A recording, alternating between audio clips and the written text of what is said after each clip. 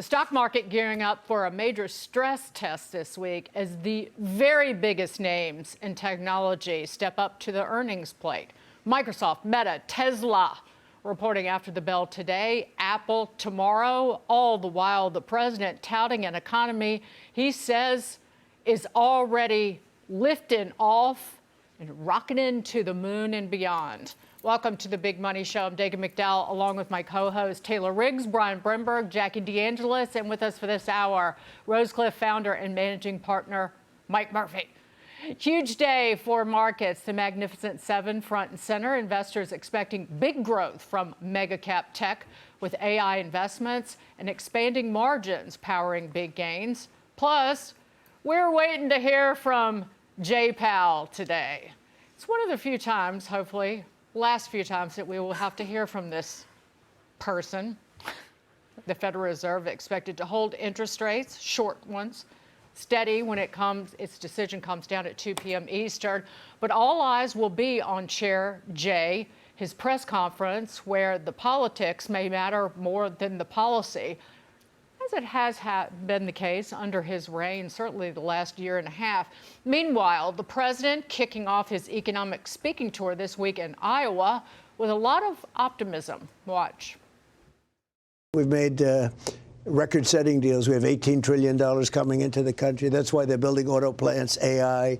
They're building everything, with thousands of businesses are being built all over the country. And you're going to have a beautiful, very positive explosion sometime during the year when these things start opening up. But there's never been no country has done what we've done. Murphy, I ask you no question. I put no words in your mouth. How do you see today? So I think if you look at what President Trump's saying, and if you try to poke a hole in it, I think it's really hard to do that. It's really, really hard to say that what he put in place for the economy isn't playing out exactly to plan. So I think when you look at the market, we talk about big earnings coming. So yes, they can't just fall down and completely miss the quarter. But aside from earnings, I want to hear from these people the AI spend. You know, how is the AI, are companies continuing to spend for build-outs to support AI? And I think the answer is a resounding yes. So I think that doesn't mean that the stocks necessarily trade higher tomorrow on the earnings, but what it tells you is that the economy is going along to President Trump's plan. There's going to be a lot of hiring. There's going to be a lot of cost reductions, so therefore better bottom lines for companies. And you're going to see people, U.S. citizens, are going to be earning more money. So I think I'm 100% behind what he's doing, and I think the economy is in a great place right now. I hear you breathing. Uh-oh. No, I'm just kidding. Well, I brushed my teeth, Dagan, so don't worry, I'm not breathing on you. I hear what you say, and I wanted to add something to that, Dagan, because I think in your intro, you rightfully pointed out, I think the market's really excited about Mag 7. Now, that is not necessarily the real economy, but this all ties in together.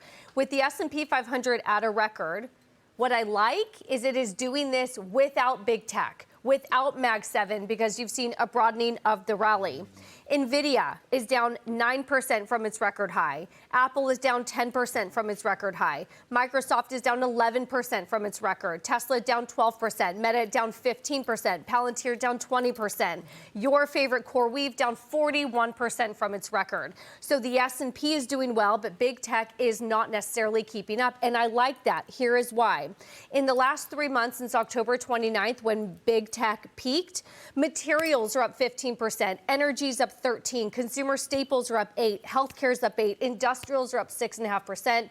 Only 2 out of those 11 sectors are in the negative, one of whom is big tech and the tech sector. So I like that, because to me that's signaling that the market can rally without only 7 stocks. And what is rallying is that real economy, real GDP stuff, which I think bodes well when you think about the economy. It is driven by fundamentals, real economy, not just the hopes of poof AI, and AI is just going to save us all. This is real stuff, and so that's what I like. Don't get me wrong, super excited about Mag 7, and this week is it. But outside Mag 7, revenue is up 8% year over year. If you told me that you could have a multi-trillion-dollar economy, we are powering up 8% on the top line year over year, with the bottom line up 15% year over year, I wouldn't think that that was possible. So that's showing me that there is real economic fundamentals trickling down into companies. The question that keeps coming up, and this is a statement, and you take it, both of y'all take it wherever you want to, but given the state of consumer confidence, and yesterday you talked about it, but with the Conference Board Consumer Confidence, the lowest level in about 12 years, and this disconnect between economic growth, GDP growth, the stock market hitting all-time highs, and how people feel about the economy, just trying to make sense of that. But you would think that the Mag 7 might continue to rally because the dollar is at a 4-year low. The dollar's tumbling.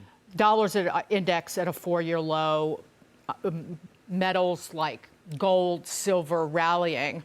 So the way the consumer feels is what all those metals and the dollar are telling you. And global monopolies like the Mag 7, they'd be decent hedges against domestic economic problems. I'm deferring to you because all I heard Taylor do is start that whole list of companies that were down with NVIDIA. And I don't think that was, I don't know if that was an accident, Jack. That's all I'm saying. So I just wonder if you might have a response to that. So NVIDIA was only down 9% in that list, and Palantir actually, which was the winner last time for the competition, by the way, I think was down the most of what you said. But I focused in on that list too, not for the same nefarious reasons that you did, Brian. I focused in on it because there's something healthy happening here. Last year, the conversation was, well, nobody's feeling the Trump, sort of booming economy yet, and Mag 7 is all driving this, so can we trust it? And now you're seeing a little bit more of a balance, and even though the stocks are off significantly off their highs, they didn't totally fall out of bed. They're holding their own as the market chugs along here. So I like seeing other aspects become more attractive to investors. I like seeing more diversity in this market. That tells me basically the point that you were making, that it's healthier and that we're going to see positive momentum this year. Barring a black swan event, barring something geopolitical, I'm still watching the Iran situation very closely as Trump sends his resources, towards the Middle East and is now saying that Iranians do want to talk. Barring something like that or some sort of tariff snafu like we saw last April, I really don't see a reason right now to not be optimistic about this stock market or the economy for that matter. I know the consumer sentiment number was on the low side, but I think as people start to feel the impact of it, they are going to start to feel better. So I think there's a lot that is positive here. Cyclically speaking, I still think we're due for a correction at some point. And you can see that potentially later this year triggered by, something that Mr. Market just feels like he doesn't feel good about on that particular day. That's usually kind of how it goes. Golden age. It feels like it. It really does. Well, gold is way up, so Yeah. maybe it is a golden age. I don't know what to do with these feelings. Okay, we talked about the feelings yesterday, right? The consumer feelings.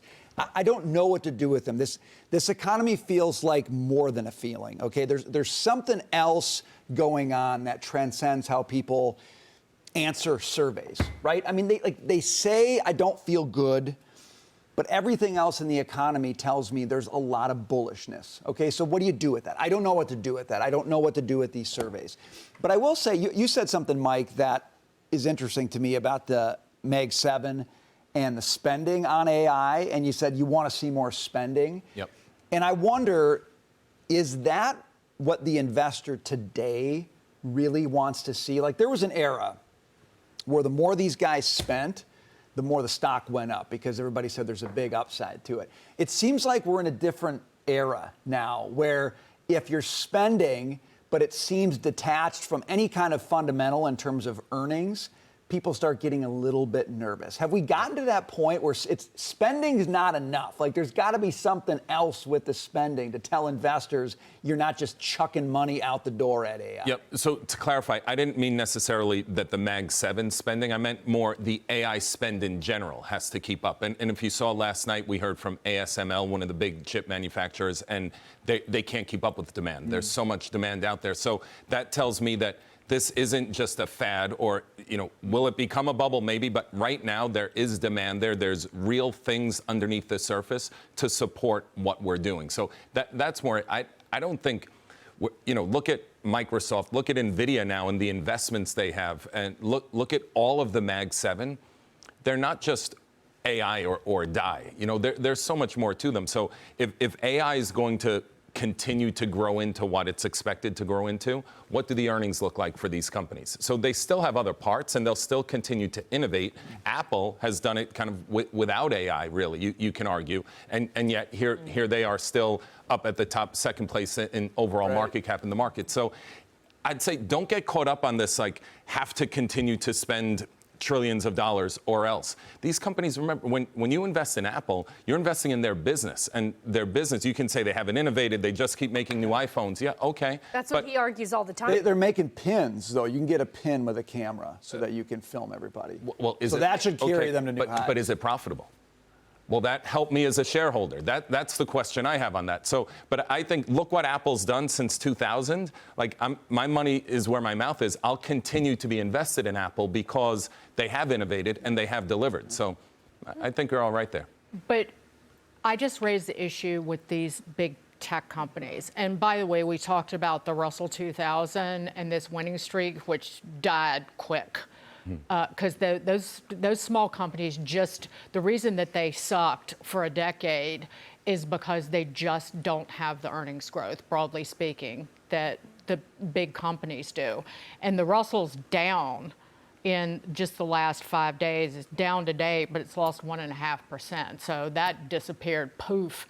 But with the it was a good run while it lasted, though, wasn't it? Yeah, how many days was it? It's like good 5 days. I don't know. Yeah. It was a 14-day run. Don't cut it short. I'll see if it's 2 weeks, yeah.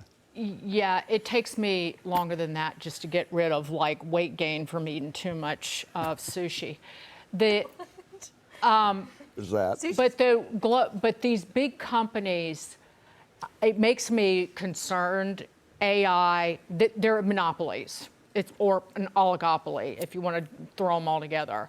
And are they, raise this issue with AI, are they destroying their own juggernauts in their businesses with the development of these AI technologies? Or will they run out of businesses to dominate? Or do these governments, who are increasingly our enemies or adversaries overseas, do something to retaliate against the United States by going after those companies beyond what we've even seen in Europe? Say massive taxes or bans on profits to really stick it to the United States. Good. That's something that investor raised over the weekend to me.